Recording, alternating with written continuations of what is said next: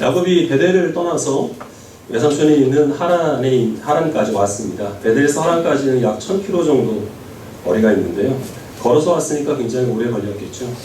오늘 본문에서 보면 야곱이 바단 아람이나 아니면 하란에 왔다 이렇게 얘기하지 않고 동방 사람의 땅에 왔다라고 되어 있습니다. 우리나라가 동방 예의지국이니까 야곱이 우리나라까지 온 거죠. 그게 아니고 성경에서 말하는 동방은 이제 가나안으로부터 동쪽을 의미합니다. 여기서 굳이 동방 사람의 땅이라고 얘기한 이유는 몇 번 말씀드렸지만 창세기에서 동쪽은 부정적인 의미를 갖고 있기 때문에 이 하란에 사는 그 야곱의 친족들은 하나님을 섬기지 않는 사람들이고 야곱이 여기에서 또 많은 어려움을 겪게 될 것을 이제 암시하는 표현입니다. 야곱은 하란의 한 우물가에 도착을 했는데요. 그때 그 우물가에는 양떼의 물을 먹이기 위해서 목자 몇 사람이 그곳에 있었습니다. 그 목자들에게 야곱이 라반이라는 사람을 아느냐라고 묻습니다. 그러니까 이 목자는 라반이라는 사람 우리가 잘 알고 있고 곧 있으면 그 라반이 양떼를 물고 물을 먹이기 위해서 이곳에 올 것이다 라고 말합니다. 얼마 있지 않아서 그 라반의 딸 라헬이 양떼를 몰고 그 양떼의 물을 먹이기 위해서 지금 야곱이 있는 이 우물가로 왔습니다. 야곱은 그 라헬이 라반의 딸이라는 사실을 알고 우물을 덮고 있던 그 돌 덮개를 열어서 그 라헬이 끌고 온 양들에게 물을 마시게 합니다. 그리고 자기의 정체를 밝힙니다. 나는 너의 아버지의 조카다. 그리고 반갑게 인사를 하고 라헬은 그 야곱을 라반의 자기의 집으로 이제 인도를 해서 라반을 만나게 합니다. 라반도 야곱과 이제 반갑게 이제 인사를 하고 이때로부터 야곱의 그 20년간의 하란 생활이 시작되게 됩니다. 제가 젊었을 때가 아니라 어렸을 때인데요. 어렸을 때는 그 롤러스케이트장은 단순하게 롤러스케이트를 타는 곳이 아니고 그 청소년들이 유흥을 즐기고 또 데이트를 하는 그런 곳이었습니다. 특정한 장소가 어떤 의미를 줄 때가 있죠. 창세기에서 우물은 남자가 자기 신부감을 만나는 장소로 많이 사용이 됩니다. 야곱의 아버지 이삭도 이 우물가에서 리브가를 만나 결혼하게 됐고 이 야곱도 지금 만나게 된 그 라헬과 이제 결혼을 하게 됩니다. 근데 이 우물가에서 베필을 만났다는 사실은 동일하지만 결혼하게 되는 과정은 판이하게 다른데요. 이삭의 경우에는 자기가 직접 이 하란으로 오질 않습니다. 이삭의 아버지 아브라함이 자기 종에게 내 친족이 있는 바단 아람으로 가서 이제 거기에서 이 이삭이 신부가 될 만한 여인을 찾아오라고 부탁을 하죠. 그래서 이 종이 낙타 10마리와 그리고 많은 재물을 가지고 이 바단 아람에 옵니다. 그리고 아마도 지금 이 야곱이 있는 이 우물가에 왔을 텐데 이 우물가에 왔을 때 이 종이 하나님께 기도합니다. 하나님께서 우리 주인에게 은혜를 베풀어 주셔서 이삭의 신부감을 순조롭게 만나게 하여 주시옵소서. 그리고 내가 만난 그 소녀가 하나님이 정하신 이삭의 신부인지 아닌지 알기 위하여서 징조를 구하는데 나에게 물을 줄 뿐만 아니라 내가 끌고 온 이 10마리 낙타에게도 그가 자원하여서 물을 주게 되면 그러면 그 소녀가 하나님께서 정하신 이삭의 신부감이라는 사실을 내가 확신하겠습니다. 기도를 마치자마자 리브가가 물을 길러왔습니다. 그리고 이 종이 기도한 대로 종뿐만 아니라 종이 끌고 온 낙타 10마리에게도 다 물을 먹이게 되고 그래서 그 종은 이 리브가의 신부를 확인한 다음에 그 리브가의 아버지와 그리고 오빠인 라반을 만납니다. 그리고 가지고 온 그 재물을 주고 그 자리에서 리브가를 데리고 와서 이삭에게 보여줍니다. 이삭이 흡족했기 때문에 그래서 이삭과 리브가가 결혼하게 된 것이죠. 야곱은 다른 사람이 대신 간 것이 아니라 자기가 직접 이 우물가를 찾습니다. 그리고 야곱은 지금 신부감을 구하러 온 것이 아니기 때문에 하나님께 특별히 기도를 하지도 않았습니다. 근데 하나님께서는 라반이 아니라 라헬이 이 양떼를 끌고 와서 거기에서 야곱의 그 자기의 신부감을 만나게 되죠. 그러나 그 야곱은 이 라헬과 결혼하기 위하여서 무려 14년을 기다려야만 했습니다. 오랜 시간 동안 공을 들인 끝에 이 라헬과 결혼을 할 수 있게 되었다는 겁니다.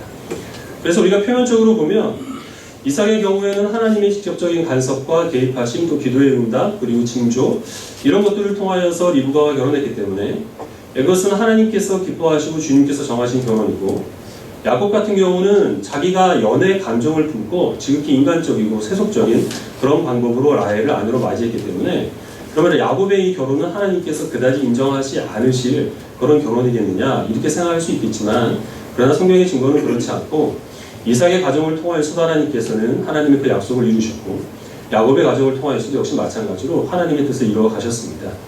하나님께서는 각 사람이 처한 상황과 처지, 형편, 그리고 그 사람의 성격, 기질 이런 것들을 종합적으로 판단하셔서 그에 맞게 역사를 하시는데 그것을 우리가 인정하지 아니하면 자칫하면 우리는 하나님께서는 한 방법으로만 역사하신다라고 하나님의 그 사역을 축소시킬 우려가 있다는 것을 우리는 주의해야 되겠습니다. 제가 개척을 했을 때 같이 이제 공부했던 동기 목사님들이 참 대단하다라는 논평을 내놨습니다. 대단하다는 말은 그때 당시에는 기독교 인구가 많이 감소를 하고 있어서 개척을 잘 하지 않고 있었던 상황입니다. 지금도 물론 마찬가지지만 큰 교회도 문을 닫고 있는 처지에 어떤 그 보교의 후원도 없이 속된 말로 맨 땅에 헤딩하는 식으로 그렇게 개척을 하는 것이 좋게 해석을 하면 담대하다라는 것인데 그러나 객관적으로 보면 좀 무모해 보였다는 것이죠. 그래서 그것을 이제 대단하다라고 표현을 한 겁니다. 그분들의 이야기를 듣고 조용히 저의 삶을 한번 반추해보는 시간을 가졌습니다. 그러니까 그분의 이야기대로 정말 저는 참 무모한 삶을 살았던 것 같아요. 기본적으로 저는 몸에 털이 별로 없습니다. 팔다리가 야곱처럼 매끈매끈한데요. 그렇게 참 무모한 인생을 살았구나라는 생각을 가지고 있었는데 한 2, 3년 전에 또 다른 동기 목사님이 전화를 해서 100곳에 신도시가 들어온다고 하는데 자기가 도와줄 테니까 땅을 사라는 겁니다. 이분은 성도가 얼마 없는 상태에서 이제 대출을 받아서 신도시에 땅을 사고 거기에 건물을 세웠습니다. 시간이 지나니까 값이 오르겠죠.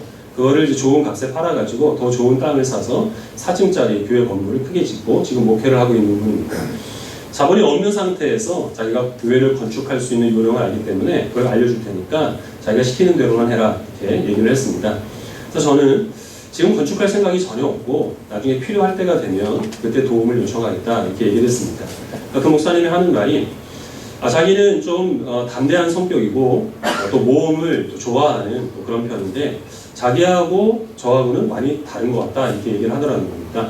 이렇게 얘기를 했습니다. 그래서 그분의 얘기를 듣고 또 조용히 저의 삶을 한번 반추해 보니까 정말 저는 소심하고 늘 안전한 길만 추구해봤던 그런 좀 수동적인 사람인 것으로 또 그렇게 생각이 됐습니다.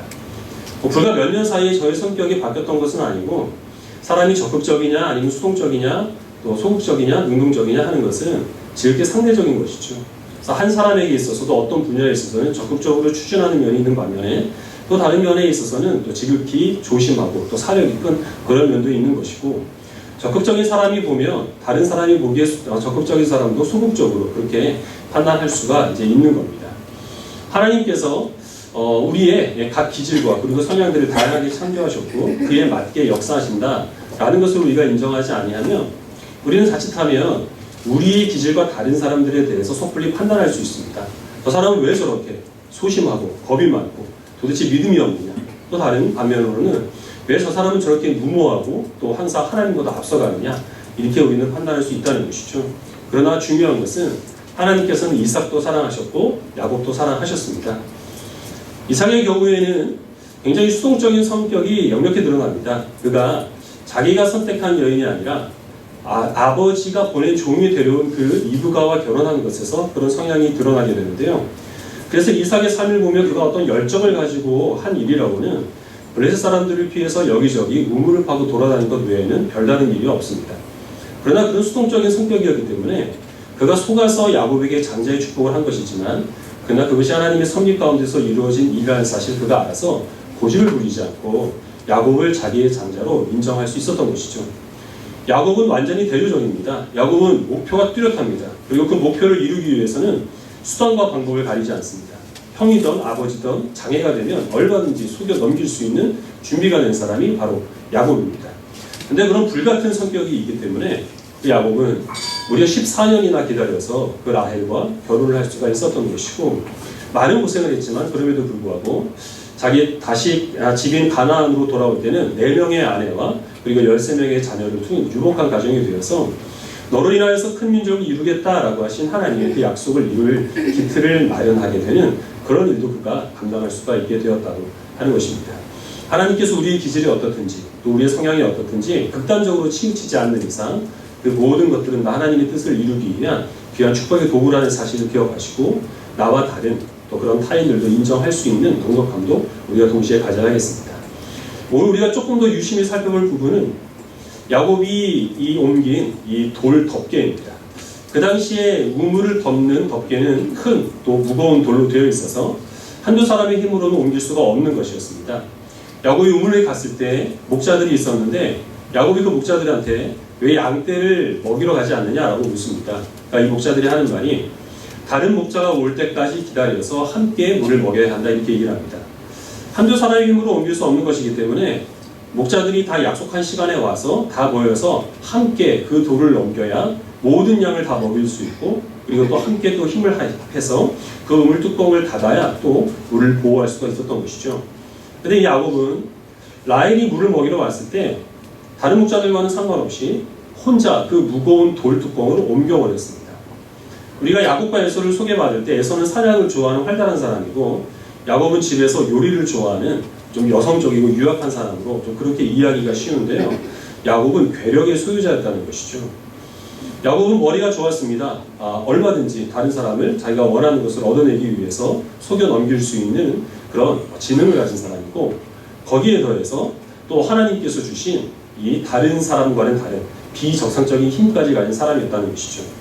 그래서 한 가지 작은 바람이 있다면 얼굴이라도 좀 못생겼으면 좋겠다 뭐 이런 바람이 있는데 4명의 아내를 둔 걸 봐서는 아마 얼굴도 준수했을 것 같습니다. 참 세상에 불공평하죠. 근데 야곱이 다른 목자들이 있는데도 불구하고 왜 굳이 기를 쓰고 이 무거운 돌뚜껑으로 혼자 옮겨야만 했을까요? 먼저 이 우물을 찾은 아브라함의 종의 경우에는 10마리의 낙타를 끌고 왔습니다. 그 낙타들은 그 당시에 그 재력을 상징하는 의미가 있었죠. 그리고 많은 재물을 가지고 있었기 때문에 그 당시에 신랑이 신부를 데리고 오기 위해서는 상당한 양의 혼수품을 지급을 해야 했는데 이 종의 경우에는 그 재물로 인하여서 어렵지 않게 리브가를 데려올 수가 있었습니다. 근데 지금 야곱은 빈손이었습니다. 과연 나를 외삼촌인 외삼촌인 라반과 그리고 또한 라헬이 반갑게 받아들여 줄 수 있을 것인가 하는 그런 부분에 대한 염려가 있을 수밖에 없겠죠. 가진 재물이 없었기 때문에 자기가 여기에 꼭 필요한 사람이라는 것을 증거하기 위하여서 야곱은 자기가 갖고 있는 재능 중에 하나인 그 힘을 보여줄 필요가 있었다는 것입니다. 그래서 이 우물 뚜껑은 단순한 우물을 덮는 돌 덮개가 아니라 야곱에게 있어서는 그의 존재의 이유와 그의 능력의 가치를 증거해주는 그런 수단으로서 지금 기능을 하고 있다는 것이죠. 70년대, 80년대만 하더라도 텔레비전이 있는 집은 부자였습니다. 요즘은 텔레비전이 없는 집이 없죠.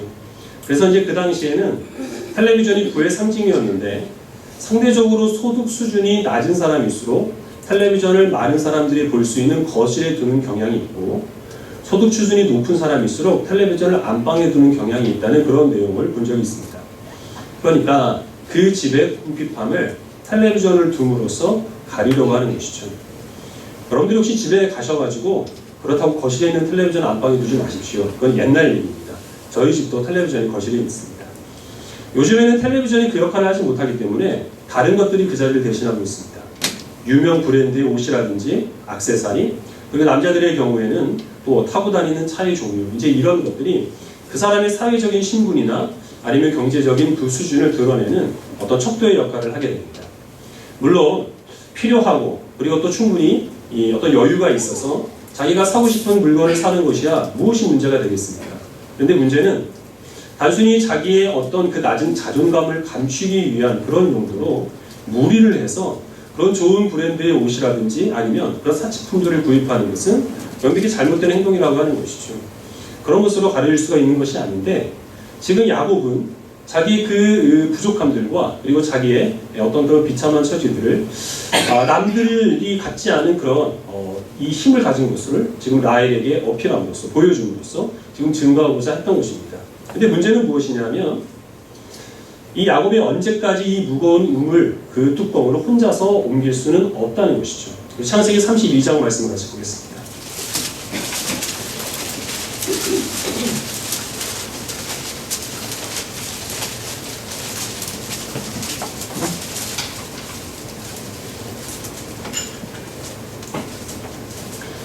창세기 32장 22절부터 31절까지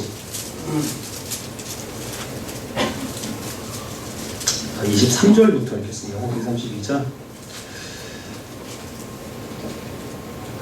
제가 출애굽기를 펴가지고 좀 시간이 걸리는 것 죄송합니다. 창세기 32장 22절부터 22절부터 읽겠습니다. 밤에 일어나 두 아내와 두 여종과 11아들을 인도하여 야복나루를 건널세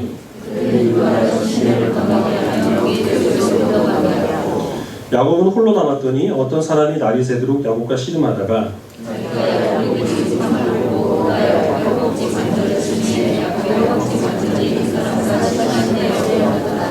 그가 이르되 날이 새려 하니 나로 가게 하라. 야곱이 이르되 당신이 내게 축복하지 아니하면 가게 하지 아니하겠나이다.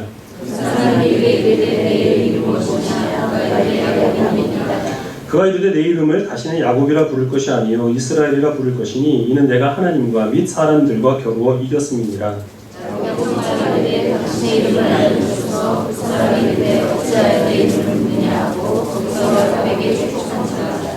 그러므로 야곱이 그곳 이름을 브니엘이라 하였으니 그가 이르기를 내가 하나님과 대면하여 모았으나 내 생명이 보존되었다 하니더라. 그가 브니엘을 지날 때에 해가 돋았고 그의 허벅다리로 말미암아 절었더라. 20년 후에 야곱은 다시 아버지의 집 가나안 땅으로 돌아오게 됐습니다. 근데 걱정이 됐죠. 과연 형 에서가 그 옛날에 자기를 속였던 일로 나에게 해코지를 하면 어떻게 하나 하는 그런 염려 때문에 자기의 가족들은 다 먼저 야복나루를 건너보내고 자기는 그 나루터에 앉아서 고민을 하고 있었습니다. 그때 어떤 사람이 지나가게 되는데 그 사람이 야곱과 시비가 붙습니다. 그래서 야곱이 그 사람과 더불어서 레슬링, 즉 씨름을 하게 되었는데요. 근데 이제 이 사람은 사실은 천사였죠. 근데 천사까지 당해내지 못할 정도로 야곱은 정말 힘이 센 사람이었습니다. 아무리 해도 야곱이 도무지 물러날 그런 기색을 보이지 않으니까 천사가 야곱의 허벅다리 뼈를 쳐서 골절을 시켰습니다. 그래서 야곱은 지금 두 다리로 서 있을 수 없는 그런 상태였는데 그럼에도 불구하고 이 야곱은 그 사람을 계속 붙잡고 있습니다. 야곱의 생각은 아직까지 이 사람이 천사라고 하는 정체를 모르고 있기 때문에 나보다 비범한 능력을 갖고 있는 사람이어서 이 사람이 아무도 나를 위해 축복해 줄 수 있을 것이다 라는 그런 생각을 가지고 나로 하여금 복을 받게 하여 주십시오. 그렇지 않으면 내가 당신을 보내주지 않겠습니다 라고 끈질기게 매달립니다. 그래서 결국 천사는 너의 이름을 지금부터 야곱이라 하지 않고 이스라엘이라 하겠다. 이스라엘은 하나님과 사람과 겨루어 이긴 자라는 뜻입니다. 이름을 바꿔주고 그리고 또한 그에게 야곱이 원했던 축복을 해주고 그리고 길을 떠납니다. 야곱이 그때서야 자기가 씨름했던 바로 그 사람이 천사라는 사실을 알고 내가 하나님의 얼굴을 보았지만 죽지 않았다라는 그런 의미에서 하나님의 얼굴이라는 그런 의미를 가진 브니엘이라고 야복나루의 그 이름을 또 바꿉니다. 그리고 이제 이후로부터 야곱은 다시 두 다리로 멀쩡히 걸을 수가 없는 불구의 몸이 되었습니다. 이제 야곱은 다시는 우물뚜껑으로 혼자 나를 수 있는 괴력을 발휘해서 내가 어떤 사람이다, 나는 어떤 능력을 가졌다 라는 것을 증거하지 못하게 되었다는 거죠. 가난한 사람이 가난함을 가리기 위해서 어렵게 마련한 텔레비전이 고장나버리고 만 겁니다. 동창회가 있어서 들고 나가기 위해 몇 달치 월급을 모아서 산 명품 핸드백을 잃어버리고 말았던 거죠. 근데 바로 그 자리가 하나님께서 야곱의 이름을 이스라엘로 바꿔주신 바로 그 자리였다고 하는 것입니다. 지금 야곱은 엄밀한 의미에서 천사와의 씨름에서 졌습니다. 불구가 되었습니다. 그럼에도 불구하고 하나님께서 그를 천사와 이 사람과 더불어 이긴 자라고 불러주신 그 이유가 무엇일까요? 지금까지 야곱은 다른 사람이 가진 것을 자기의 꾀를 발휘해서 어떻든 빼앗으려고 자기의 그 지혜를 사용했던 사람입니다. 그리고 자기에게 주신 하나님의 그 힘을 내가 정말 당신에게 필요한 사람이라는 것을 증거하기 위하여서 그래서 자기의 어떤 가난함들을 또 비참함들을 가리기 위한 그런 용도로 사용함으로써 다른 사람들의 인정을 받고자 했던 그런 삶을 살았던 사람입니다. 근데 하나님께서는 이제는 더 이상 그럴 필요가 없다는 겁니다. 더 속일 사람도 없고 그리고 이제는 두 다리로 멀쩡히 걸을 수가 없기 때문에 더 이상 그 돌뚜껑으로 혼자 옮길 수 있는 능력이 너에게는 없다는 것이죠. 하지만 내가 너를 나와 더불어 싸워 이긴 자라고 인정을 했기 때문에 더 이상 너는 다른 사람들에게 인정받을 필요가 없다는 것입니다. 그렇기 때문에 이 야곱은 하나님과 더불어 싸워 이긴 자라고 하는 이스라엘이라는 이름을 여기서 받게 되었던 것을 우리는 기억해야 될 필요가 있습니다. 날씨가 한 3, 4월만 돼도 추운데요. 근데 그때에도 불구하고 이 쫄티에 반팔을 입고 다니는 사람들이 있죠. 기본적으로 체온이 많은 사람도 있지만 대부분의 사람들은 헬스장에서 몸을 키운 사람입니다. 알통을 보여줘야 되기 때문에 그래서 3, 4월에도 짧은 그런 그 반팔 또 쫄티를 입고 다니는 것이죠. 물론 그 자기가 입고 싶은 옷을 마음껏 입고 다니는 거야 누가 뭐라고 하겠습니까만은 그것을 보고 추워하는 사람들이 이제 있는 게 문제라는 거죠. 요즘 텔레비전에서 알쓸신잡이라는 프로그램을 하는데요. 참 재밌습니다. 각 분야의 전문가들이 모여가지고 여행을 떠납니다. 그리고 여행지에서 이제 이런저런 이야기를 나누는 것을 그냥 지켜보는 프로그램인데 정말 사람들이 얼마나 지식이 풍부한 사람들인지 그 사람들이 하는 이야기만 들어도 저절로 이제 지식이 많아지는 것 같아요. 재밌게 보고 있는데 한편으로 그것을 보면서 저 사람들에게는 저 자리가 어쩌면 잘못하면 자기 지식의 알통을 자랑하는 자리가 될 수도 있겠구나 하는 그런 생각을 좀 가졌습니다. 제가 드리고 싶은 말씀은 야곱에 있어서 이 우물뚜껑에 해당하는 것들은 세상에 다양한 모습으로 존재합니다. 그리고 우리 모든 각 사람들은 다 저마다의 우물뚜껑이 있다고 하는 것이죠. 내가 이것을 통하여 내 존재의 이유와 내 능력의 가치를 입증해 보일 수 있는 그런 증거로 삼고자 하는 것들이 다양하게 우리 삶 속에서는 있습니다. 여러분들에게 있어서는 야곱의 이 우물뚜껑이 무엇에 해당합니까? 재물입니까? 사회적인 지위입니까? 아니면 남보다 뛰어난 어떤 외모입니까? 아니면 지혜입니까? 지식입니까? 아니면은 또 성실하고 총명한 여러분들의 자녀입니까? 때로는 신앙생활 자체도 우리가 이 신앙생활을 잘못하게 되면 우리의 가치를 입증하게 될 그런 어떤 야곱의 우물뚜껑으로 전락해버릴 수도 있는 겁니다. 제가 이 자리에서 말씀을 증거하고 있는데 제가 이 자리에서 말씀을 증거하는 그 이유 가운데서 혹시나 제가 다른 사람들에게 인정을 받고자 하는 그런 욕심 때문에 이 자리에서 말씀을 전한다고 한다면 지금 여기에서 저는 설교를 하고 있는 것이 아니라 어떻게든 혼자 우물뚜껑으로 옮기려고 용을 쓰는 것에 불과하다고 하는 것입니다. 하나님께서 우리 각 사람에게 물론 재능과 은사를 풍성하게 허락하여 주셨습니다. 그리고 그것들을 통하여서 우리들은 하나님의 나라를 위하여 지혜롭게 사용할 의무가 있고 그것을 개발해야 될 책임들이 있습니다. 그리고 또한 하나님께 우리는 하나님의 자녀이기 때문에 필요한 재능이 있으며 또 필요한 은사가 있으며 마음껏 하나님께 구할 수 있는 권리도 우리들에게 주어져 있습니다. 그러나 중요한 것은 하나님께서 우리들에게 어떤 남보다 뛰어난 재능을 주셨든 은사를 주셨든 재물을 채워주셨든 그 모든 것들은 다 하나님의 것이고 하나님께서 하나님의 뜻을 이루기 위해 잠깐 우리들에게 맡겨주신 것에 불과합니다. 나의 것이 아니고 그 재능을 통하여서 우리는 나의 가치를 다른 사람들에게 입증할 그런 도구를 사용해서는 안 된다고 하는 것입니다. 우리가 우리의 가난함과 또한 우리의 궁핍함과 우리의 비참함들을 가릴 수 있는 그런 유일한 증거로 하나님께서 허락하여 주신 것이 있습니다. 그것은 바로 우리를 위해서 십자가에 죽으시고 부활하신 예수 그리스도의 이름입니다. 전능하신 하나님께서 나를 사랑하셔서 나를 위하여 가장 귀한 그 아들 예수 그리스도를 십자가에 죽게 하셨다는 그 사실만큼 우리의 가치를 입증해주는 그 어떤 증거도 세상에는 존재하지 않습니다. 그러나 그 예수 그리스도께서 우리 안에 계십니다. 우리는 그 예수님을 마치 액세서리와 같이 우리를 둘러 치장하는 것으로 삼을 수는 없습니다.